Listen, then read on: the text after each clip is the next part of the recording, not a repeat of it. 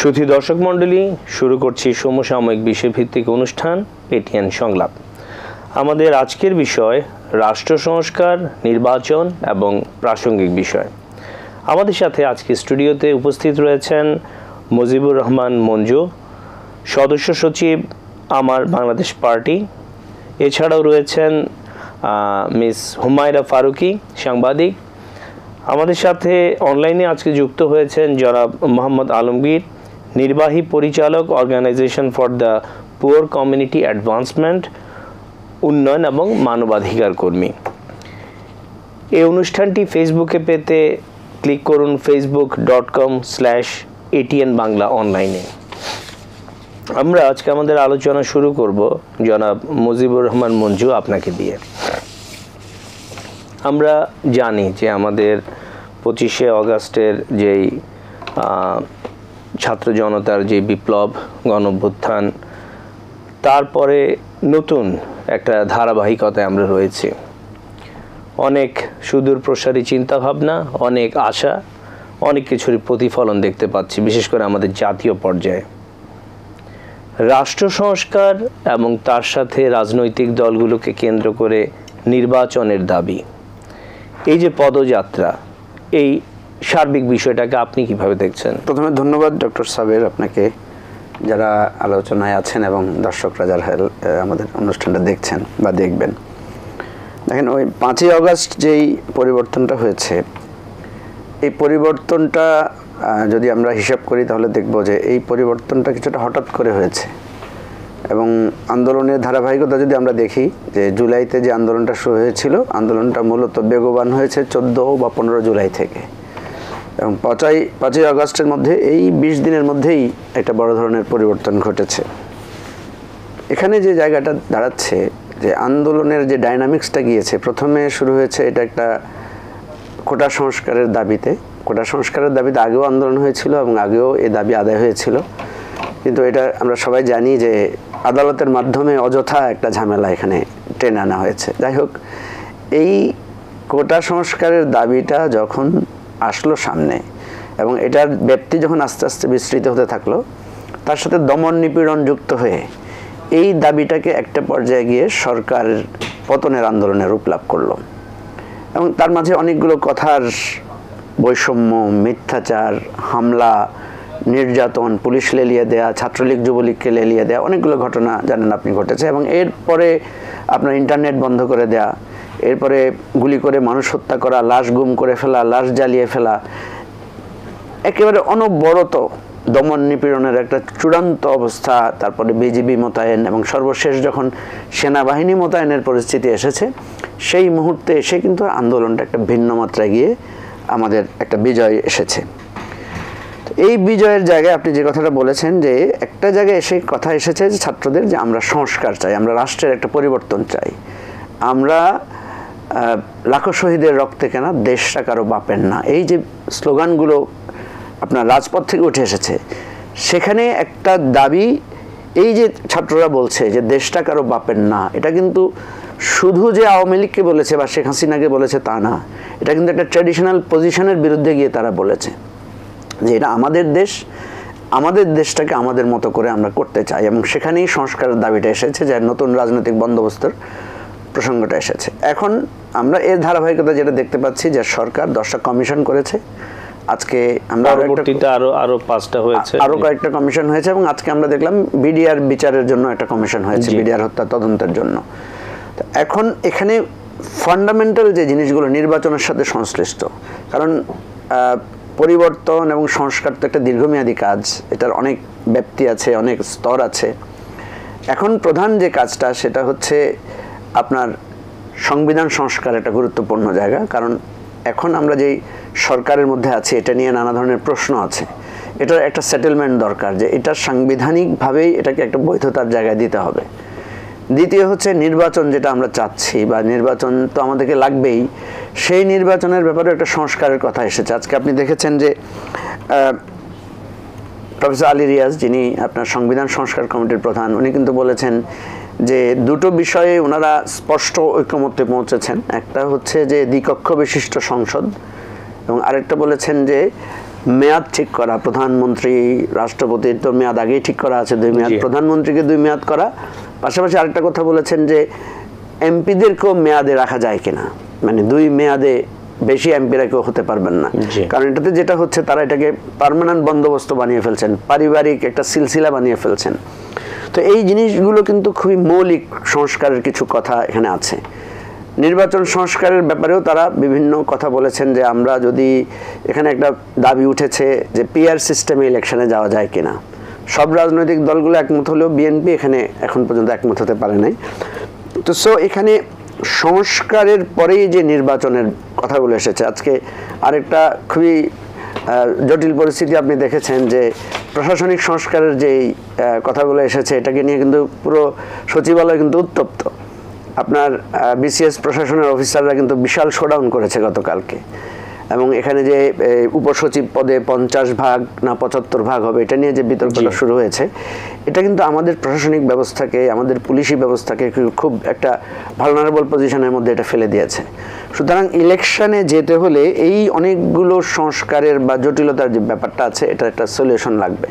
তো আমরা যেটা মনে করছি যে এই রকম একটা পরিস্থিতিতে সংস্কারগুলো যথাসম্ভব করেই কিন্তু আমাদেরকে নির্বাচনের জায়গায় রাষ্ট্র আস্তে আস্তে এগিয়ে যাবে। এবং নির্বাচনটা এই জন্যই লাগবে কারণ আপনি জানেন যে নির্বাচিত সরকার ছাড়া কারো পক্ষে খুব দৃঢ়ভাবে ভূমিকা রাখা সম্ভব হয় না। আবার এটাও একটা সত্য কথা যে আমাদের দেশের মানুষের একেবারে এটা কমন সাইকোলজি কাজ করে, তারা মনে করে যে রাজনৈতিক সরকার কখনোই মানে আপনার সংস্কারগুলো করতে চায় না, সংস্কারমূলক কার্যক্রমগুলো সবসময়ই আপনাকে একটা কেয়ারটেকার গভর্নমেন্ট বা ইন্টারিম গভর্নমেন্টকে করতে হয়। এবারে আমরা যে জিনিসটা দেখতে পাচ্ছি, প্রত্যেকবার আমরা দেখি ইন্টারিম গভর্নমেন্টের সময় প্রশাসন কিন্তু শক্তিশালী হয়ে কাজ করে, পুলিশ কিন্তু খুব দৃঢ়ভাবে কাজ করে, কিন্তু এবারে দেখতে পাচ্ছি পুরোটাই উল্টো। এবারে আমরা এই আপনার অন্তর্বর্তীকালীন সরকার সময় আমরা দেখতে পাচ্ছি প্রশাসন খুবই ঢিলাঢালা, খুবই রিলাক্টেন্ট, তারা তাদের কার্যক্রমের গতি খুব দুর্বল। একইভাবে পুলিশকে আমরা দেখছি তারা অকার্যকর হয়ে আছে। প্রাসঙ্গিকভাবে একটু যদি আসি যে তত্ত্বাবধায়ক সরকার ব্যবস্থা ছিল, কিন্তু আমরা পূর্বে গত রেজিমের পূর্বেও কিন্তু একটা 2 বছরের তত্ত্বাবধায়ক সরকার দেখেছি। নতুন বেশ কিছু প্রায় 114টা অর্ডিন্যান্স তখন পাশ হয়েছিল, কিন্তু এই যে আইন আমাদের দেশে অনেক ক্ষেত্রে আমরা দেখতে পাই আইনগুলো যথেষ্ট শক্ত, কিন্তু সকল সমস্যা হচ্ছে প্রয়োগে। এই যে এত কষ্ট করে আমাদের সংস্কার কমিশনগুলো কাজ করছে, হয়তো তারা অনেক কিছু নিয়ে আসবে এবং এগুলো সবই যে আমাদের দেশের জন্য প্রয়োজন বা কিছু কিছু জায়গায় যে কোনো মত পার্থক্য থাকবে না তাও না। এখন যখন রাজনৈতিক দল আসবে তারা যদি এগুলো কগনিজেন্সে না নেয় এবং প্রায়োগিক জায়গাটায় কাজে না লাগায়, কারণ আইনের ভেতরেও তো আবার ফাঁক ফোকর থাকে, সেই জায়গাটা আপনি তো অনেকদিন ধরে এটা দেখছেন খুব কাছ থেকে, আপনি কি ধারণা? এটা তো আমাদের জন্য একটা বিরাট দুঃখজনক একটা ব্যাপার যে গতবারও আপনি দেখেছেন যে 90-এ যে গণঅভ্যুত্থান হয়েছিল সেখানেও কিন্তু একটা রূপরেখা 3 জোটের একটা ঐকমত্য ছিল কেয়ারটেকার সরকার সহ বিভিন্ন বিষয়ে, এবং এরকমও ছিল যে একটা জাতীয় সরকার করা যায় কিনা একটা নির্দিষ্ট সময় পর্যন্ত। কিন্তু আমরা দেখলাম যে যখনই একটা দল পরিপূর্ণ ক্ষমতা নিয়ে তারা বসে যায় তখন কিন্তু তারা সেই মানে তাদের যে অঙ্গীকারগুলোর কথা সেটা তারা ভুলে যায়। তো এবারও আমরা এই আশঙ্কাটা যে নাই তা না, রাজনৈতিক দলগুলো যে আমরা যতই সংস্কার প্রস্তাবনা করি সেটা যে তারা ভুলে যাবে না তার কোনো নিশ্চয়তা নেই। তবে এবারে একটা ভিন্নতা আছে, সেটা হচ্ছে যে এই সব রাজনৈতিক দলগুলোর কিন্তু কাছাকাছি এসে তারা কিন্তু বিশেষ করে বিএনপির নেতৃত্বে যে আন্দোলনটা হয়েছিল আপনি জানেন, সেখানে 31 দফার একটা সংস্কারের কথা কিন্তু তারা নিজেরাই বলেছে। যেমন তারেক রহমান নিজের বক্তব্যেই বলেছেন যে তিনি চান যে প্রধানমন্ত্রী 2 মেয়াদে থাকুক, এবং এটা সকল দলেরাই এটা কিন্তু গ্রহণ করে নিয়েছে। এটা কিন্তু একটা বড় ধরনের সংস্কার হবে যদি এটা আমরা ইমপ্লিমেন্ট করি। দেন যদি 2 কক্ষ বিশিষ্ট সংসদ হয় তাহলে আমরা যেই সমস্যাটায় আছি যে অর্থশালীরা এসে মানে এমপি হয়ে যাচ্ছেন, ব্যবসায়ীরা এমপি পদগুলো দখল করছেন, তখন কিন্তু উচ্চকক্ষের জায়গায় সেখানে কিন্তু অনেক এক্সপার্ট লোকদেরকে, সংবিধান বিশেষজ্ঞদেরকে বা সমাজের বিভিন্ন শ্রেণী পেশার লোকদেরকে আমরা সেই সমস্ত জায়গায় অ্যাকোমোডেট করতে পারবো যদি সেখানে আবার সংখ্যানুপাতিক ভিত্তিতে আমরা যে সংসদ আসনগুলো যদি আমরা বন্টন করতে পারি। তো এই জায়গাগুলো আমি মনে করি এবার আর আগের মতো ওরকম হবে না, একটা জায়গায় শুধু আশঙ্কা আছে, সেটা হচ্ছে দুর্নীতির জায়গাটায় কি হবে। কারণ আমরা দেখেছি যে দুর্নীতি অনবরত বেড়েছে, এক সরকারের পরে আরেক সরকার এসে দুর্নীতিকে প্রাতিষ্ঠানিকরণ করেছে। এখন ধরেন কাউকে আমরা ওইভাবে বলতে শুনছি না যে রাজনৈতিক দলগুলোর ভেতরে গণতন্ত্রের চর্চাটা আনা প্রয়োজন। জি, ওইভাবে কিন্তু, যেটা খুব গুরুত্বপূর্ণ জায়গা। এখন আপনি রাজনৈতিক দলের ভেতরে গণতান্ত্রিক চর্চা করবেন না, দীর্ঘ সময় ধরে আমরা ছোট ছোট দলে দেখছি একই ধারা, তো সেই দলকে দিয়ে আবার আপনি চাইবেন যে গণতান্ত্রিক ব্যবস্থা। খুবই খুবই আমরা উচ্চ কক্ষ করব, উচ্চ কক্ষে আমরা গত রেজিমের সময় তো দেখেছি 6 থেকে 7 জন, সেটা উচ্চ কক্ষ না হলে সে আদলেও, এবং আমরা তো দেখেছি যে তাদের কার্যক্রম আরো বেশি বিতর্কিত। না, আপনি যেটা বলছেন খুবই কারেক্টলি এটাকে বলেছেন যে রাজনৈতিক দলের সংস্কার খুব দরকার। এখন দেখেন, আমরা যে নতুন রাজনৈতিক দল করেছি, আমরা কিন্তু এটাকে খুব গুরুত্ব দিয়েছি প্রথম দিকে। এখন আপনি প্রধানমন্ত্রীকে 2 মেয়াদ রাখছেন, কিন্তু রাজনৈতিক দলের প্রধানকে তো মেয়াদ ঠিক করে দিচ্ছেন না। আমাদের দেশে কি হয়েছে, যে দলেরই প্রধান, আপনি খুবই সুন্দর বলেছেন যে নতুন দলগুলোকেও দেখবেন, আপনি দেখা যাচ্ছে যে 12 বছর 15 বছর ধরে একই নেতা একই পদে বসে আছেন, মানে সারা জীবনে ওই জন্ম থেকে মৃত্যু পর্যন্ত একজনই চেয়ারম্যান। আমরা এটার একটা সমাধান বের করেছি, আমাদের দলের কনস্টিটিউশনে আমরা এটা ইনক্লুড করেছি। সেটা হচ্ছে 3 টার্ম, আমাদের পার টার্ম হচ্ছে 3 বছর করে, সরি, তো 2 টার্ম যদি হয়, 5 বছর করে যদি 2 টার্ম হয় তাহলে 10 বছর, আর 3 বছর করে 3 টার্ম হলে হয় 9 বছর। আমরা বলছি যে দলের প্রধান যারা আছেন, ধরেন চেয়ারম্যান এবং মহাসচিব বা সভাপতি, সেক্রেটারি, বিভিন্ন স্তরে, এরা কেউ 3 টার্ম বা 2 টার্মের বেশি সভাপতি থাকতে পারবেন না, এরপর উনি সাধারণ সদস্য হয়ে যাবেন।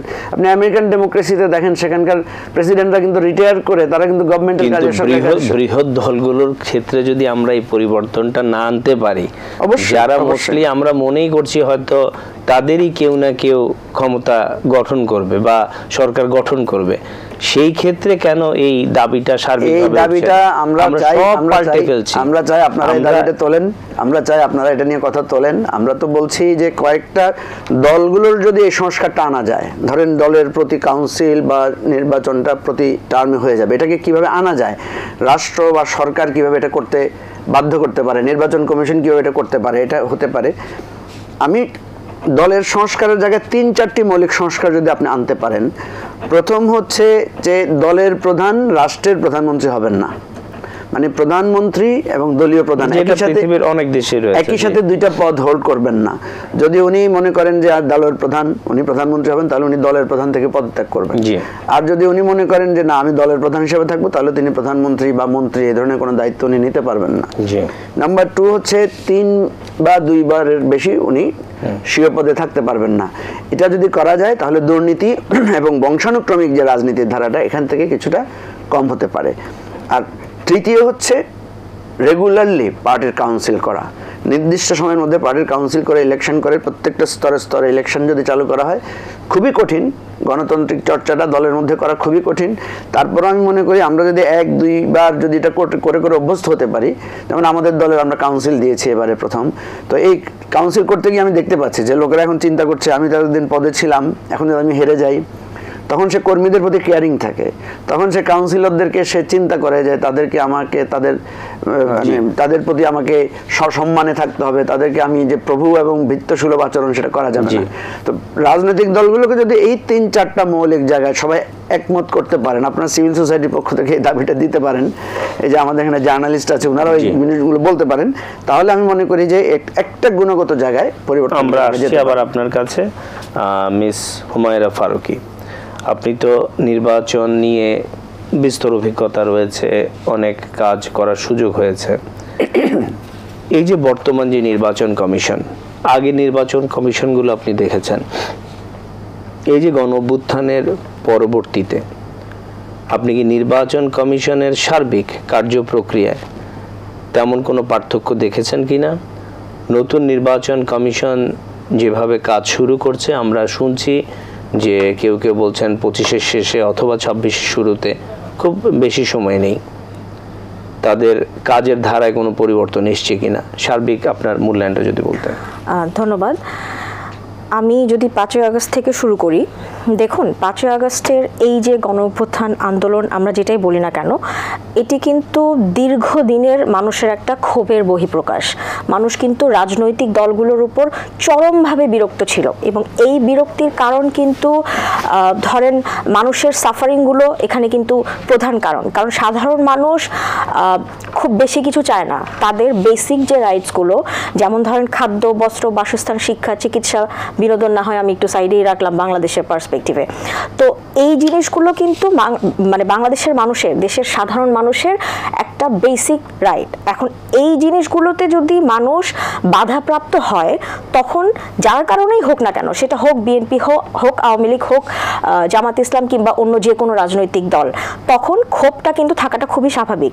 আর এই যে জেনজি জেনারেশন যারা কিনা এই আন্দোলনটাকে সামনে থেকে সুন্দরভাবে পরিচালনা করলো এবং আমাদেরকে নতুন করে একটা পথ দেখালো, তাদের কিন্তু উদ্দেশ্য তারা বরাবরই বলে এসেছে, বিভিন্ন মাধ্যমে, গণমাধ্যমে বলেছে, বিভিন্ন জায়গায় তারা যেটা প্রকাশ করেছে যে তারা দেশের যেই পলিটিক্যাল কালচার তারা সেটা চায় না।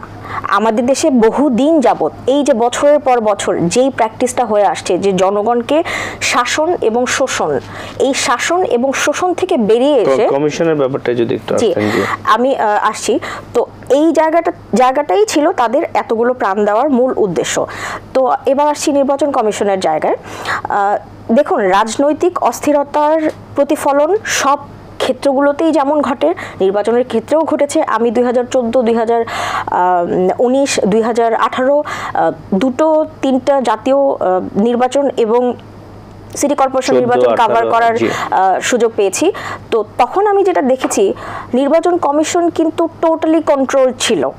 যেভাবে যেমন যে কোনো সরকার আসে সবার আগে মিডিয়াকে যেভাবে কন্ট্রোল করে, একটা ফিল্টার করার চেষ্টা করে, ঠিক সেভাবে তারা কিন্তু নির্বাচন কমিশনকেও পুরোপুরি বায়াস করে রেখেছিল। এমনি একটু জানতে চাচ্ছি, আপনি তো মিডিয়াতে কাজ করেছেন, আপনি কি কোনো ধরনের চাপ ফিল করেছিলেন? আমাদের ক্ষেত্রে যেটা হয়েছিল যে আমাদেরকে কিন্তু পুরোপুরি এক ধরনের অলিখিত ইনস্ট্রাকশনের মধ্য দিয়ে আমরা কাজ করেছি। যেমন আমরা কাজ করতে গিয়ে, যেমন জাতীয় নির্বাচনের সময় আমরা যেটা দেখেছি, ফিল্ডে যা কিছু হচ্ছে আমরা কিন্তু সেটা মন খুলে বলতে পারিনি। আমাদেরকে এক ধরনের, এটা কি নিজের আরোপিত সেলফ সেন্সরশিপ, না আপনাকে কিছু ক্ষেত্রে নিজেকেও সাবধানতা অবলম্বন করতে হয়েছে? কারণ আমরা দেখেছি যে আয়নাঘর বলেন, আপনি সাগররুনি হত্যাকাণ্ড বলেন, বিভিন্ন ধরনের ঘটনা থেকে স্বাভাবিকভাবেই একটা কিন্তু সেলফ সেন্সরশিপের সেই জায়গাটা তৈরি হয়। প্লাস রাষ্ট্রীয়ভাবে বলেন, যেমন একাদশ জাতীয় সংসদ নির্বাচনের ঠিক আগের রাতে আমি স্পষ্ট মনে করতে পারি যমুনা টেলিভিশন বেশ কিছুক্ষণ সময়ের জন্য ব্ল্যাক করা হয়েছিল স্ক্রিন। তো তাতে যেটা হয়েছে, আমরা যারা গণমাধ্যমে কাজ করি, গণমাধ্যম আমাদের যদি প্রতিষ্ঠানটাই বন্ধ করে দেওয়া হয়, সেখানে তো আমাদের রুটি রুজির বিষয়টা আসে। প্লাস আমরা আমাদের যে পেশাটা কন্টিনিউ করব, সেটার জন্য আমাদের অফিসটাই যদি বন্ধ হয়ে যায় বা লাইসেন্স বন্ধ হয়ে যাওয়ার যদি সেই ইয়াটা করে ফেলা হয়, সেখানে কিন্তু আমরা মাঠে যা দেখছি, নির্বাচনের মাঠে আমরা যা দেখছি, যা কিছু বিভিন্ন রাজনৈতিক দলের প্রতিনিধিরা এসে আমাদের কাছে যা কিছু কমপ্লেইন করছেন, তা কিন্তু আমরা তুলে ধরতে পারছি না আলটিমেটলি। তো এটাতে যেটা হয় যে নির্বাচনের উপর কিন্তু প্রভাব পড়ে। যেমন অনেক রাজনৈতিক দলের প্রতিনিধিকে আমরা দেখেছি, তারা এসেছেন, যেমন ববি হাজ্জাদ এসেছিলেন নির্বাচন কমিশনে। উনি কিন্তু বারবার একটা প্রেস ব্রিফিংয়ের মাধ্যমে উনি কিন্তু বারবার আমাদেরকে বলার চেষ্টা করছিলেন যে তার দলের যারা পোলিং এজেন্ট ছিল, ভোটার ছিল, কাউকে ঢুকতেই দেওয়া হয় নাই, অথবা ভোটারদেরকে পিটিয়ে বের করে দেওয়া হয়েছে। হ্যাঁ, তাদেরকে, স্বয়ং ববি হাজ্জাদকেও ঢুকতে দেওয়া হয় নাই। কিন্তু আমরা মাইক্রোফোনটা অফ করে রেখেছি যখন তিনি এই কথাগুলো বলেছেন, কারণ আমরা আলটিমেটলি জানতাম যে এই জিনিসটা আমরা বলতে পারবো না। তো এই কালচারগুলো যদি পরবর্তীতেও থেকে যায়, হ্যাঁ, এখন যে নির্বাচন কমিশন এসেছে বা সংস্কার কমিশন কাজ করছে, এই জায়গাটা থেকে আমি reporters forum for democracy and election, এই আরএফইডির বর্তমান কমিটিতে আছি।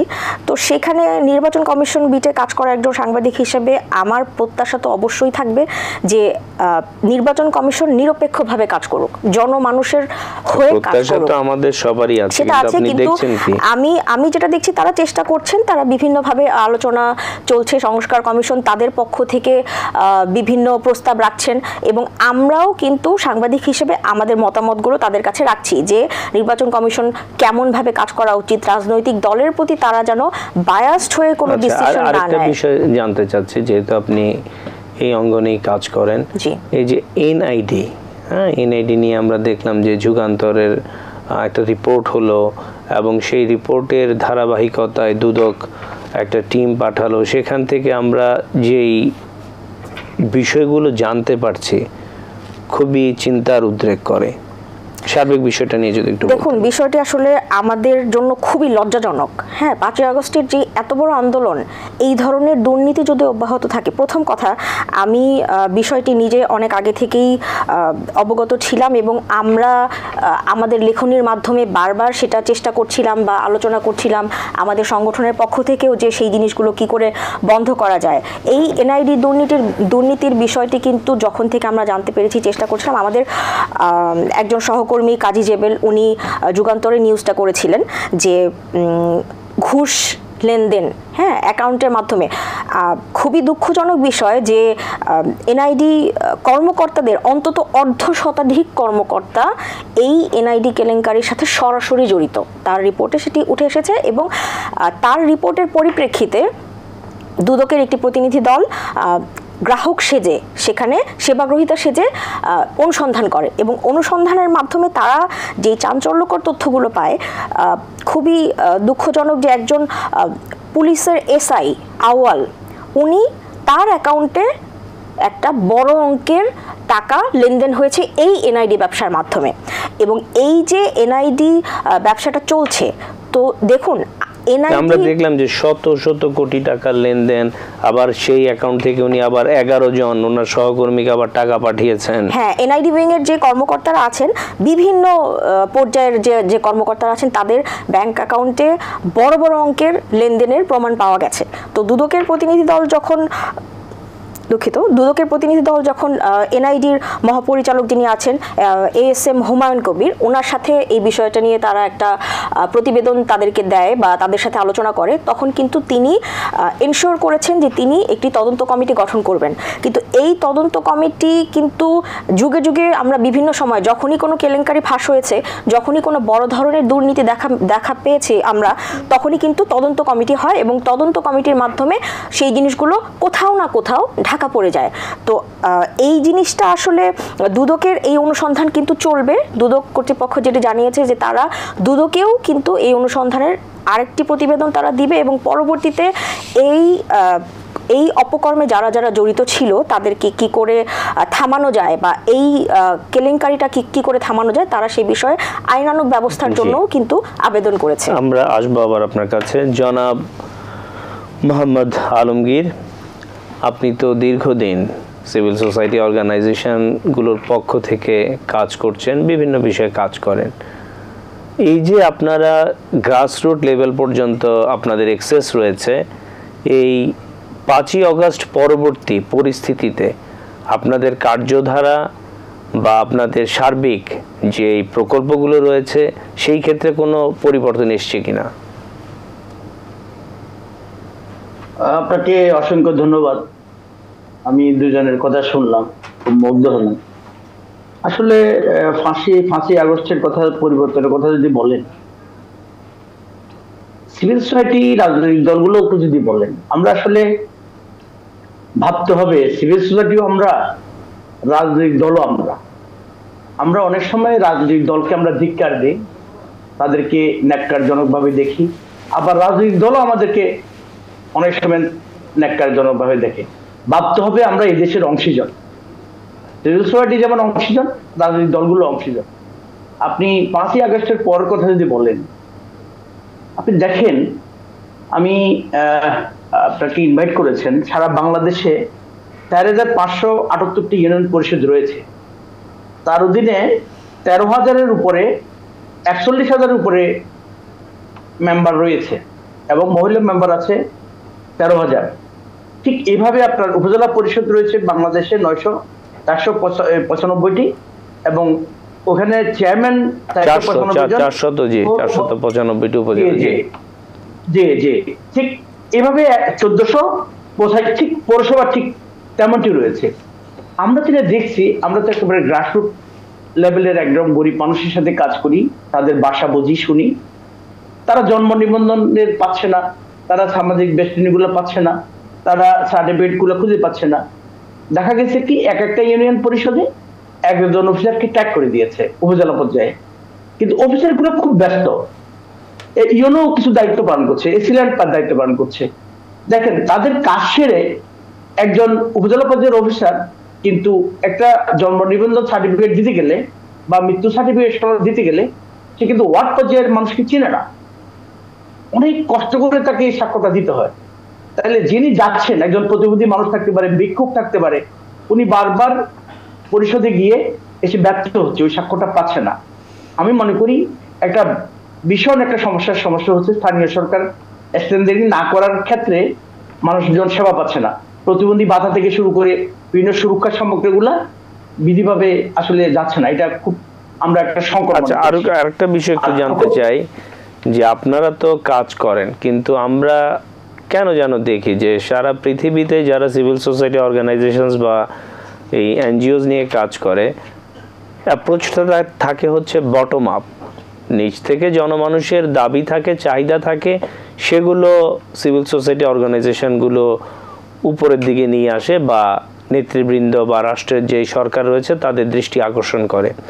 কিন্তু আমরা তো মূলত বেশিরভাগ ক্ষেত্রেই দেখি যে যেই জায়গাগুলোতে ফান্ড আসে শুধু সেই জায়গাগুলো নিয়ে ছুটে অনেকটা টপ ডাউন অ্যাপ্রোচ, মানে যেইভাবে আমাদের ডোনাররা বলেন তারা যেইভাবে ছকটা এঁকে দিচ্ছে সেই ছকে কাজ করার জন্যই আমাদের দেখা যায় যে ছুটোছুটি শুরু হয়।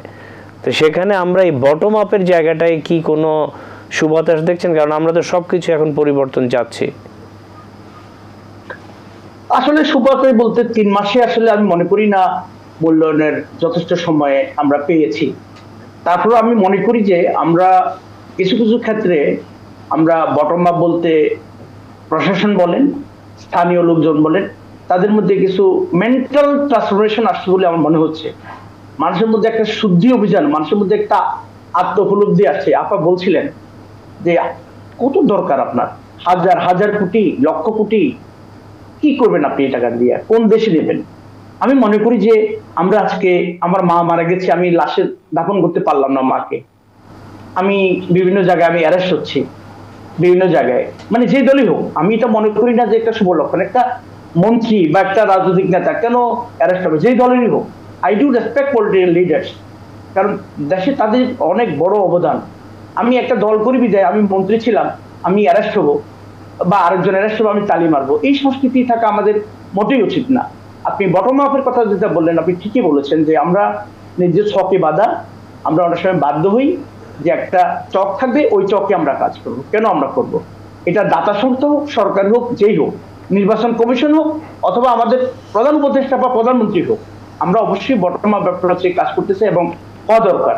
তবে আমার মনে হয় যে একটা সিস্টেম তৈরি হচ্ছে প্রশাসন থেকে শুরু করে স্থানীয় সরকার থেকে। এখন স্থানীয় সরকারের আরেকটা জায়গায় যদি একটু বলি যে আমরা তো বিপ্লব হলো, গণ অভ্যুত্থান হলো, অনেক কিছুই হলো, কিন্তু এই যে পরিবর্তনগুলো গ্রাম বাংলায় তো আমরা কোনো পরিবর্তন দেখলাম না। গ্রামের মানুষ তো সংস্কারও অত বোঝে না বা প্রতিনিধিত্বশীলতাও অত বোঝে না। সে তো বোঝে যে তার খাবার সংগ্রহ করতে কি পরিমাণ ক্ষতি, মানে চাপ পড়ছে। তো এই যে চাপ, আমরা যদি আপনার বাজারে যাই, দ্রব্যমূল্যের যে ঊর্ধ্বগতি, এবং আমরা এমনও শুনছি সোশ্যাল মিডিয়ার মাধ্যমে কেউ কেউ বলার চেষ্টা করছে যে আগেই ভালো ছিলাম। তো এই যে জায়গাটা, আপনি তো একদম সাধারণ মানুষের সাথে যদি কাজ করেন, তাহলে তারা কি ভাবছেন? আসলে আপনি ঠিকই বলেছেন। সংস্কারের কথা যদি বলি, আসলে বুঝবি কেমনে? আমি যদি বলি, গতকাল এই ধরেন আমি বলি যে কিছু অ্যাক্টিভিটি হয়েছে আমাদের এলাকায়, আমি দেখেছি যে বলছেন যে আপনি বটম আপ অ্যাপ্রোচ, যে দলগুলি আছে তাদের মধ্যে বটম আপ অ্যাপ্রোচ আছে কি একদম ওয়ার্ড পর্যায়ে?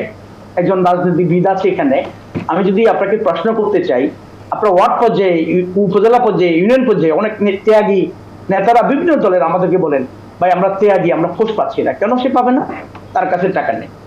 তো এই সংস্কার করবেন আপনি, সংস্কার যদি আপনি দলের মধ্যে না করেন, যেই দলই হন, ওয়ার্ডে, গ্রামে, ইউনিয়নে আপনি যদি যোগ্য নেতাদেরকে না বসান, মেধাবী সৎ লোকগুলোকে না বসান, সংস্কার কিভাবে করবেন আপনি? তাদেরকে নিয়ে করবেন। আমি আরেকটা কথা ভাই বলেছেন, কেয়ারটেকার গভর্নমেন্টের কথা বলেছেন। 1996 সালে আপনারা কেয়ারটেকার সরকার করেছেন, বাতিল হলো কেন? আমি সব দলের কথা বলছি, কোনো দলকে ইঙ্গিত করে বলছি না। এটা সবাই চাচ্ছেন, চেয়ারে একবার বসলে ওই চেয়ার থেকে আপনি নড়বেন না। মানে চেয়ার আপনার বাবার, আপনার দাদার, আমরা কেউ না। আমরা এই দেশের মানুষ নাকি এই দেশের কি আমরা বুঝি না, চেয়ার পেলেই হলো। এটা তো হতে পারে না ভাই। আমি এই দেশের ভোটার, আপনি মন্ত্রী হলে আমার টাকায় চলেন, আপনি ডিসিএসপি জীবন আমার টাকায় চলেন, আপনি আমার ট্যাক্সের টাকায় চলেন, আমাকে কথা বলতে দিবেন না, আমার কথা শুনবেন না। আপনি ওই টপ ডাউন অ্যাপ্রোচে ভাই শুধু ডোনারের কথা বলবেন না, উপর থেকে আপনি মন্ত্রী হয়েছেন, আপনি এসপি কে বলবেন, ডিসি কে বলবেন একটা কথা বলতে, তারা করে নেবে। এটা তো হতে পারে না। আমি মাননীয় রাজনীতিবিদদের বিনয়ের সাথে বলছি, আপনি এই বিষয়গুলোকে আমাদেরকে আসলে ভাবুন। আপনার কাছে ছোট করে একটু জানতে চাচ্ছি, আপনার কি মনে হয় যে সামনে নির্বাচনের মাধ্যমে যে জনগণের সরকার আসবে তার কাছে আপনাদের যে চাহিদা বা বিষয়গুলো সেগুলো গুরুত্ব পাবে এবং জনমানুষের দাবিগুলোর প্রতিফলন আমরা দেখতে পাবো? আপনি কি আশাবাদী? আপনাকে ধন্যবাদ। আপনাকে ধন্যবাদ। আমি এখনো মানে কিছু বুঝে উঠতে পারছি না। আমার কাছে একটা গোলকধারা আমার কাছে আছে, আমার মনের মধ্যে। মানুষ আমাদের কাছে জানতে চায় কি হবে, কখন হবে, কোন সরকার আসবে, প্রশাসন সবাই কাকে আছে, কে আসবে, কখন আসবে, কখন হবে, পদ্ধতিতে কি হবে। আপনি একটু আগে ছোট্ট করে একটা বলেছিলেন, দ্রব্যমূল্য ঊর্ধ্বগতি, মানুষ আগে ভালো ছিলাম। আপনি যেটা বলেছেন আগে ভালো ছিলাম, সেটা আমরা অনেকেই বলছি, বা এখন খারাপ ছিলাম সেটা না। দ্রব্য উদ্যোগ আজকে যদি ডাটা নেন, গ্রামে একটা লেবু আপনার 2 টাকা, চিটাং শহরে একটা লেবু 10 টাকা। কেন এটা হবে? এটা কিনতে আমাদের, যদি আমি 20 টাকায় লেবু কিনি আমার আপত্তি নেই। আমার কৃষক যদি 18 টাকা পায় তাতে আমি খুশি। আমার কৃষক 3 টাকা পেলো, আর আমি চিটাং শহরে বা ঢাকা শহরে 10 টাকা দিয়ে লেবু কিনবো কেন? এই যে সিস্টেমটা আমাদের যে সরকারই আসুক, আমি ইউনূস সরকার বা অন্তর্বর্তী সরকার, আমি কাউকে কথা বলছি না, অনেকগুলো প্রজেক্ট এই জাতীয় আছে, দেখবেন আপনি টপ ডাউনের কথা বলছেন, অনেকগুলি প্রজেক্ট বাংলাদেশে হয়েছে এটাকে সরবরাহকে, ডিমান্ড এন্ড সাপ্লাইটা করার জন্য, কৃষকেরা ন্যায্য ফুড সার্ভিস ম্যানেজমেন্টের উপর অনেক প্রজেক্ট। আপনি দেখবেন এটা কাগজে কলমে আছে, ভিতরে কিছু নেই। ওই জন্য আমরা যেটা বলছি, আমরা এই দ্রব্যমূল্যের ঊর্ধ্বগতিটা লাগাম টেনে দেওয়ার জন্য আমাদেরকে এই সরকারকে আরো অনেক কাজ করতে হবে। আমরা আবার আপনার কাছে আসবো। জনাব মুজিবুর রহমান মঞ্জু, আমরা অনেক কিছুর পরিবর্তন চাই, অনেক কিছু চাই, খুব স্বাভাবিক। যে কোনো গণ অভ্যুত্থান বা বিপ্লব যাই বলি না কেন, মানুষের চাহিদা বা আকাঙ্ক্ষা থাকে অনেক উঁচুতে, কিন্তু আবার আমরা একই সাথে ভয় পাই যে এই আকাঙ্ক্ষারও যদি মৃত্যু হয় তাহলে কিন্তু মানুষের হতাশার জায়গা থাকে না, তার আর কোনো দিকে যাওয়ার কোনো উপায়ও থাকে না। এই যে আমরা নির্বাচনের কথা বলছি, আপনার কি মনে হয় যে সামনের নির্বাচনে আমরা এমন নির্বাচন ব্যবস্থা দেখব যে খুব অল্প টাকায় একজন মানুষ সংসদ সদস্যের নির্বাচন করবেন, যারা সৎ যোগ্য লোক, তারা অর্থের চিন্তা করতে হবে না, নির্বাচনে তারা অংশগ্রহণ করতে পারবেন এবং জনগণ যাকে ভোট দিতে চান একবারে খুব সদর্পে তাকে ভোট দিবেন, তাকে এই জন্য তার এলাকায় কোনো ঝুট ঝামেলার শিকার হতে হবে না? আপনি কি মনে করছেন যে এই ধরনের ঘটনা খুব সহজেই মানে অচিরেই ঘটতে যাচ্ছে? ডক্টর সাবের, আপনি খুব একটা স্বপ্নের কথা বলেছেন। আমি মনে করি না এত সহসা আমাদের সে স্বপ্ন পূরণ হবে না। আমার কথাটা শুনলে হয়তো একটু খারাপ লাগতে পারে যে আমি কি হতাশবাদীদের অন্তর্ভুক্ত কিনা। আমি হতাশবাদীদের অন্তর্ভুক্ত না, কিন্তু আশা নিয়েই তো মানুষকে বাঁচতে হয়। যে কথাগুলো এতক্ষণ আলোচনা হয়েছে, হুমায়রা বলেছেন, আমাদের মিস্টার আলমগীর সাহেব বলেছেন, আমি এই কথাগুলো একটু প্রাসঙ্গিক বিষয় আলোচনা করে আপনার প্রশ্নে যাব। হুমায়রা একজন জার্নালিস্ট হিসেবে উনি যেটা বলেছেন যে আপনি দেখেন, আমাদের এই আপনার মনে থাকার কথা, নির্বাচনের সময় খুলনা মানব জমিন একটা রিপোর্ট করেছিল, যে রিপোর্টে দেখা গেছে যে সেখানে নৌকায় কিভাবে সিল মারা হচ্ছে। এবং এরপরে কিন্তু মিস্টার রশিদ, সম্ভবত সাংবাদিকের নাম, মানব জমিনের সম্পাদককে সহ মামলা দেয়া হয়েছে এবং রশিদকে জেলে নেওয়া হয়েছে। আপনারা জানেন যে কার্টুনিস্ট কিশোরের কথা, যে সে একজন ব্যাংক মানে লুটেরার একটা কার্টুন এঁকেছিল, সেই জন্য তাকে গুম করে তার পরিবার মানে কি একটা মানে দুঃসহ জ্বালা তাকে সইতে হয়েছে। ফটোগ্রাফার শহীদুল আলমের কথা তো জানেন, কিশোরদের আন্দোলনের সময় তাকে কীভাবে হেনস্থা করা হয়েছে। দিগন্ত টেলিভিশন, আমার দেশ পত্রিকা বন্ধ করে দেওয়া হয়েছে। এবং এই যে গণমাধ্যমের উপরে আপনি যেই ভয় ভীতিটা তৈরি করেছেন এবং নির্বাচন কমিশনের কথা আপনি বারবার তুলেছেন, আমরা এটা খুবই সাফার করেছি। যেমন নির্বাচন কমিশন যখন নিবন্ধন প্রক্রিয়া শুরু করলো, 93টা রাজনৈতিক দল আমরা আবেদন করেছিলাম। সেখানে নির্বাচন কমিশনই আমাদেরকে অ্যাসিওর করলো যে আমরা খুবই সিরিয়াসলি এটাকে আমরা মনিটর করব, আমরা খুব নিরপেক্ষভাবে এটা দেখব। আপনি জানেন ওখানে বাছাই করে 12টা দল, প্রথম লেয়ারে 12টা দল আমরা মনোনীত হয়েছি যে এরা প্রাথমিক পরীক্ষায় উত্তীর্ণ। এরপরে ফিল্ড লেভেলে সার্ভে করে 4টা দলকে, আপনার শীর্ষস্থানীয় 4টা দলকে বাছাই করা হয়েছে যে এদেরগুলো আমরা ফিল্ড লেভেলে আমরা তদন্ত করে পেয়েছি। কিন্তু দুর্ভাগ্যজনকভাবে আমাদেরকে নিবন্ধন দেওয়া হয় নাই। এবং নির্বাচন কমিশনকে যখন আমরা জিজ্ঞেস করেছি, ওনারা আমাদেরকে হেসে হেসে বলেন যে আপনারা কোর্টে যান। অথচ যেই দুটো দলকে নিবন্ধন দেওয়া হয়েছে সেগুলোর ব্যাপারে পত্র পত্রিকা টেলিভিশন সবাই রিপোর্ট করেছে যে ফেক, তাদের অফিস নাই, তাদেরকে অফিস ডিজিএফআই এনএসআই তাদের অফিস ভাড়া করে দিয়েছে, এই ধরনের ঘটনাগুলো ঘটেছে। সেজন্য বলছি যে নির্বাচন কমিশন, মিডিয়া, কোথাও আপনি নিরপেক্ষভাবে ভয় ভীতি ছাড়া কাজ করার কোনো সুযোগ ছিল না। এখন আসেন আলমগীর ভাই যে কথাটা বলেছেন, ইউনিয়ন পরিষদে আজকে যেই সেবাগুলো খুব দরকার, আপনি আজকে যদি একটা জন্ম নিবন্ধনের কাগজের জন্য যান, আপনি যদি একটা চারিত্রিক সনদের জন্য যান, আপনি দেখবেন সেখানে যিনি প্রশাসক দেওয়া হয়েছে উপজেলায় উনি নাই। উনি তো ইউনো বা উনি সরকারি কর্মকর্তা, উনি নাই। তো যে সমস্ত সরকারি কর্মকর্তাদেরকে প্রশাসক হিসেবে বসানো হয়েছে, এরা তো সবাই বিগত সরকারের নির্বাচনের যে কালো নির্বাচন বা অন্ধকারের যে নির্বাচনগুলো করেছেন, তারা তো এদের ধার দিয়ে হয়েছে। তো কী লাভ হলো? সুতরাং এখানে আমি মনে করি একটা খুবই অবজ্ঞা করা হচ্ছে। না, আমার কথা হচ্ছে আপনি যখন কোনো কিছু সরাবেন, সাথে সাথে তো এটাও চিন্তা করবেন যে সেটাকে আমি কিভাবে রিপ্লেস করব। এখন ধরেন মেকানিজম কি আপনার কাছে? মেকানিজম আমি খুব একটা সহজ, আপনি এখন প্রশ্ন করেছেন সেজন্য বলছি ডক্টর সাবের, আপনি একজন গবেষকও। ধরেন আমরা প্রত্যেকটা উপজেলায় বললাম যে ঠিক আছে, এখানে আমরা উপজেলা প্রশাসক বসাবো সাধারণ জনগণের পক্ষ থেকে। আপনারা কারা কারা আগ্রহী এই উপজেলা দায়িত্ব পালনের জন্য? তারা আপনারা সিভি জমা দেন, তার প্রোফাইল কি, তার লোকাল সার্ভিস কি। আমরা যেমন নির্বাচন কমিশন করছি না, এটা সার্চ কমিটির মাধ্যমে প্রত্যেক উপজেলায় আপনি একটা করে সার্চ কমিটি করেন, সেখান থেকে সাধারণ জনগণের মধ্যে থেকে যারা আগ্রহী তাদের কাছ থেকে একদম স্বচ্ছ প্রক্রিয়া আপনি বাছাই করে একজনকে প্রশাসক নিয়োগ দেন। 1 সপ্তাহ 10 দিনের মধ্যে আপনি প্রত্যেক জায়গায় প্রশাসক দিতে পারবেন। হ্যাঁ, বিতর্ক উঠবে যে অমুক দল করে সমুক, এই বিতর্ক তো আছেই আমাদের এখানে। আমার কথা হচ্ছে উপজেলা লেভেল, ইউনিয়ন পরিষদ লেভেলে এই জায়গাটা সেবার জায়গায় মানুষ বঞ্চিত হচ্ছে। এই যে কথা উঠছে না যে আমাদের আসলে পরিবর্তনটাকে আমরা কি দেখতে পাচ্ছি। হ্যাঁ, আপনাকে আমি বলি, আমরা যারা রাজনীতি করেছি, আমরা যারা জেলে গিয়েছি, আমরা যারা দীর্ঘ সময় ধরে আওয়ামী নির্যাতন স্বীকার করেছি, বা জার্নালিস্টরা যারা চাকরি হারিয়েছেন, প্রশাসনের লোকেরা যারা বঞ্চিত হয়েছেন, তাদের একটা শ্বাস ফেলার জায়গা হয়েছে।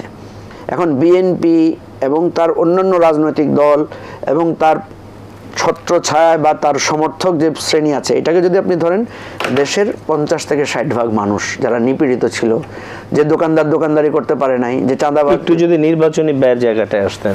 নির্বাচনী ব্যয়ের জায়গাটা আসছি। আপনি যে প্রসঙ্গটা তুলেছেন যে নির্বাচনে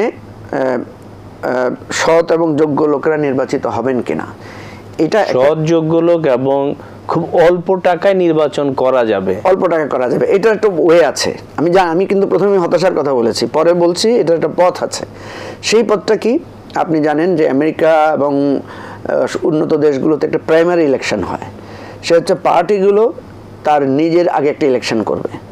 ধরেন আমি ধরে নিলাম ঢাকা 10 আসন, ঢাকা 10 আসনে বিএনপি হোক, আওয়ামী লীগ হোক, জামাত হোক, জাতীয় পার্টি হোক, বা আমরা এবি পার্টি হই, আমরা প্রথমে সেখানে একটা নিজেদের ইলেকশন করব যে আমার এখানে কারা কারা এমপি হতে চান আপনারা, যারা যে আবেদন করে, দলের মধ্যে একটা ইলেকশন হতে হবে।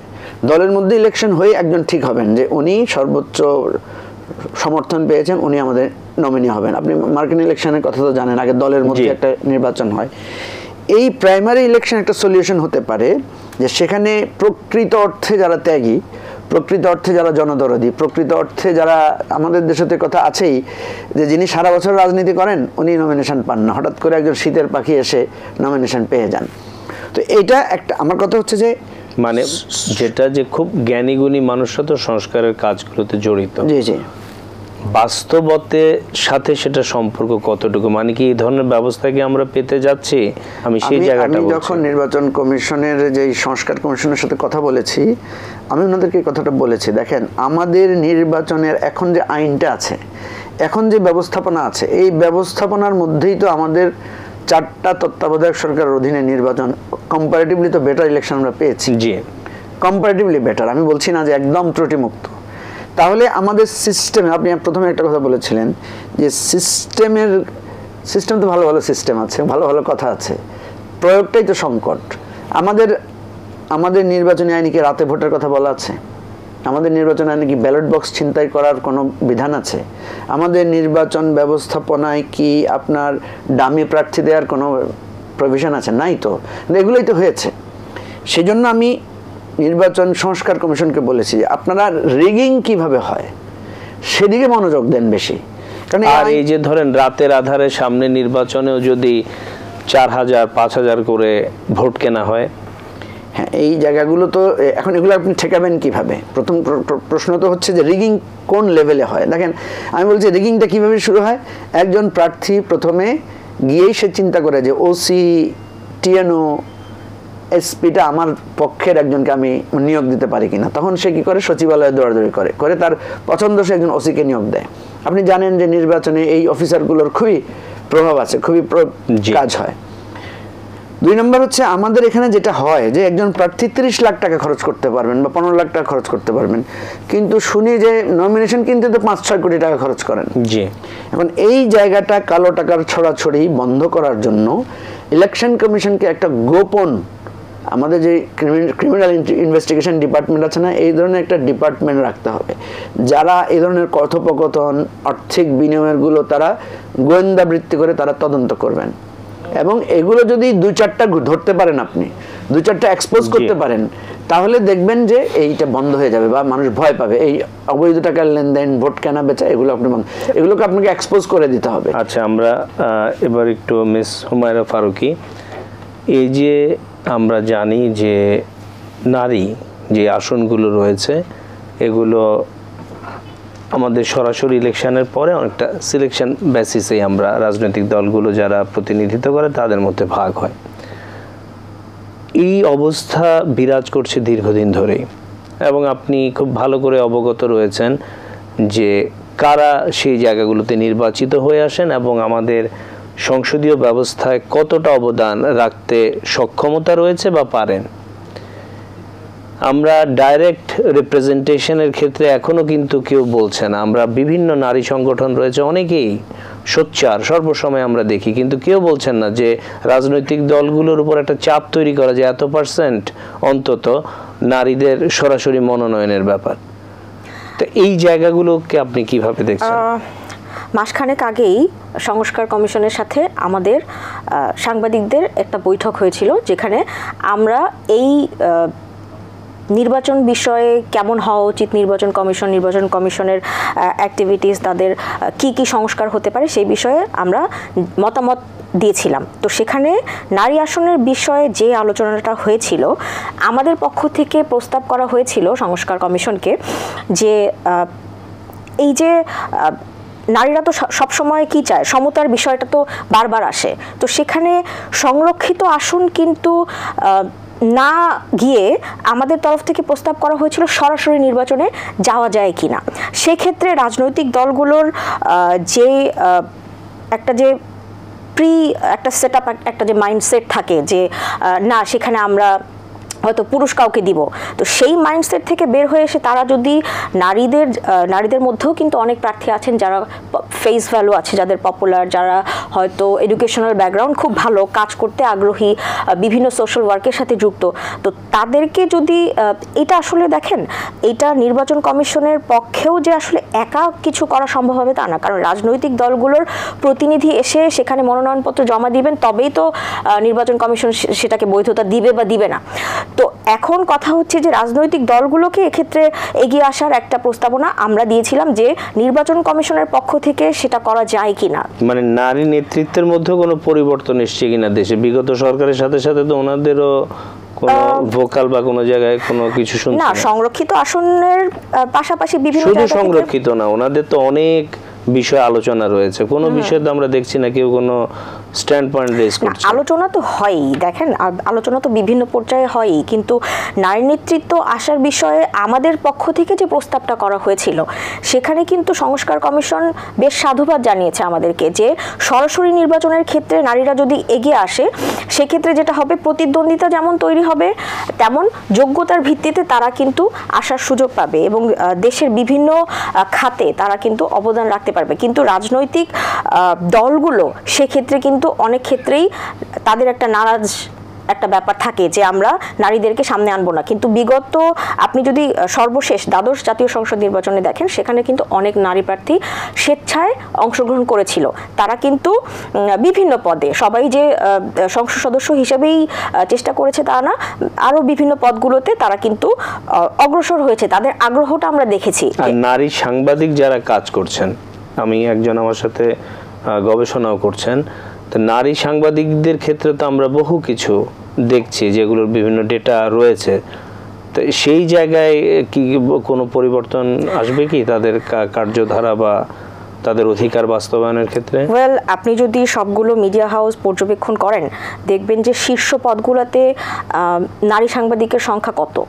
আপনি খুব টেলিভিশন যদি দেখেন বা নিউজ পেপার যদি দেখেন, প্রথম সারির 10টা টেলিভিশন বা নিউজ পেপারে শীর্ষ পদ, হেড অফ নিউজ পদে আপনি কয়জন নারীকে দেখতে পাচ্ছেন? তো যেটা হচ্ছে যে এটা নিয়ে তো বরাবরই, যেমন গণমাধ্যম সংস্কার কমিশনের কাছে আমরা কিন্তু এটা বারবার বলছি যে প্রতিটা হাউসে একটা বেসিক রেশিও মেনটেন করা হোক। 50-50 আপনারা আমাদেরকে দিতে রাজি নাই হতে পারেন, 30 দিয়ে শুরু করেন যেখানে 30 তো একটা প্রেসার তো আছে, গভর্নমেন্টের পক্ষ থেকে একটা মোটিভেশন শুরু করেন যেখানে আপনি রিক্রুটমেন্টের সময় এই বিষয়টা খেয়াল রাখবেন যে আমাদের নারীরা যেন আসার সুযোগ পায়। কিন্তু এখন দেশের যে পরিস্থিতি বা সবকিছু মিলে এখন কিন্তু আমরা দেখছি যে বিভিন্ন হাউসগুলোতে নারীদের উপর বলেন বা পুরুষদের উপর বলেন, ওভারঅল সাংবাদিকরা একটা অস্থির পরিস্থিতির মধ্য দিয়ে আমরা কিন্তু যাচ্ছি। আমি যেমন এখন ফুল টাইম কাজ করছি না বা ফ্রিল্যান্সিং করছি, সেক্ষেত্রেও আমি কিন্তু আমার কিছুদিন আগে আমি একটা রিসার্চ করেছিলাম এই বিষয়টা নিয়ে যে সাংবাদিকদের যে এখন যে কর্মক্ষেত্রে যে অস্থিরতা, তাদের যে আমাদের নিরাপত্তা ইস্যুগুলো, বেশিরভাগ সাংবাদিক দেখবেন আপনাদের মানে অনেক তরুণ সহকর্মী যারা নারী রয়েছে তাদের ক্ষেত্রে তো আমরা বিভিন্ন ডেটায় দেখি যে বিভিন্ন ধরনের বাধা বিপত্তি পেরিয়ে তাদের কাজ করতে হচ্ছে। বিভিন্ন ধরনের বাধা বিপত্তির কারণগুলোতেই কিন্তু ধরেন নিরাপত্তা ইস্যুগুলো থাকে।